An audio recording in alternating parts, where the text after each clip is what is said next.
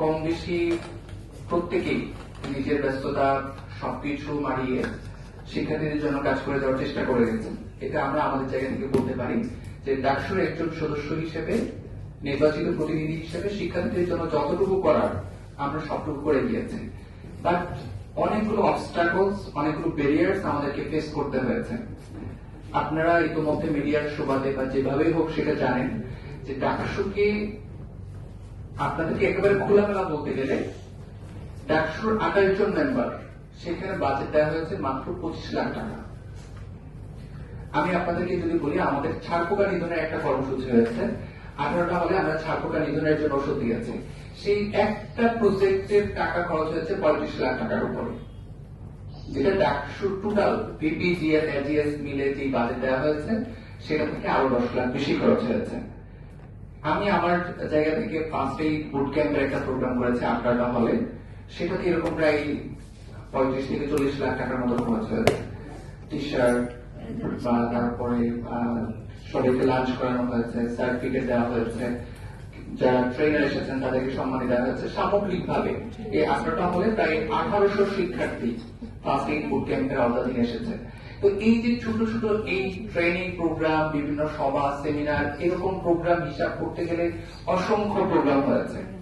তারই একটা প্রোগ্রাম আজকে আমরা আপনাদেরকে পুরস্কৃত করছি। স্বাধীনতা দিবস উপলক্ষে যে প্রতিযোগিতা হয়েছে, আপনারা সেখানে বিজয়ী হিসেবে সিলেক্টেড হয়েছেন, আমরা আপনাদেরকে অভিনন্দন জ্ঞাপন করছি। এট সেম টাইম আমরা এটাও চিন্তা করেছি যে এই যে সভা সেমিনার বা এই যে আপনাদের যে সার্টিফিকেশন, এটা আপনাদের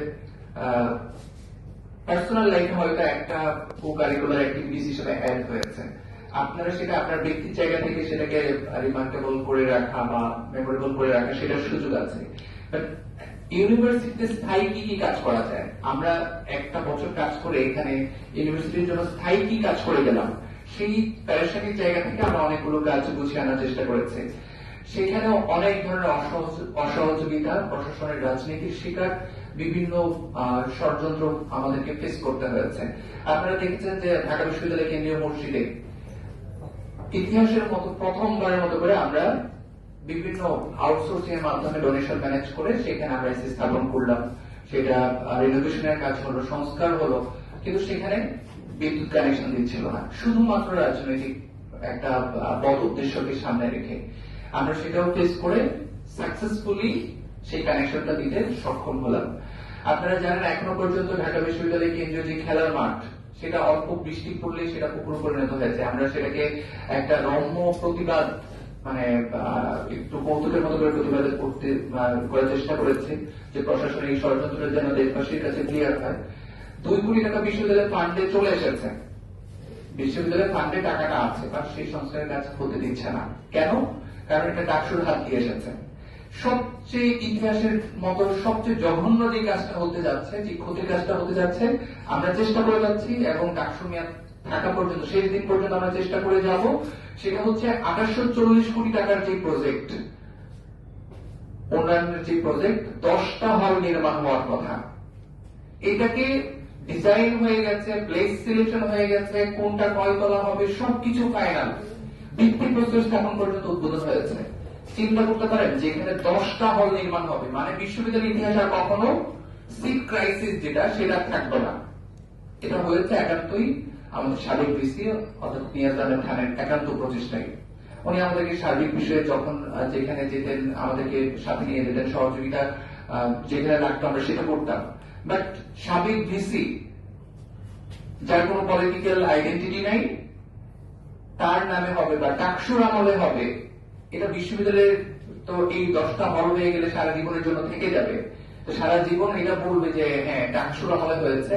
এই জন্য শুধুমাত্র এই একটা বড় উদ্দেশ্যকে সামনে নিয়ে তারা এটাকে এবার রিভিউ পাঠিয়ে দেওয়া হয়েছে, বলছে এটা আমরা রিভিউ করতে পাঠিয়েছি।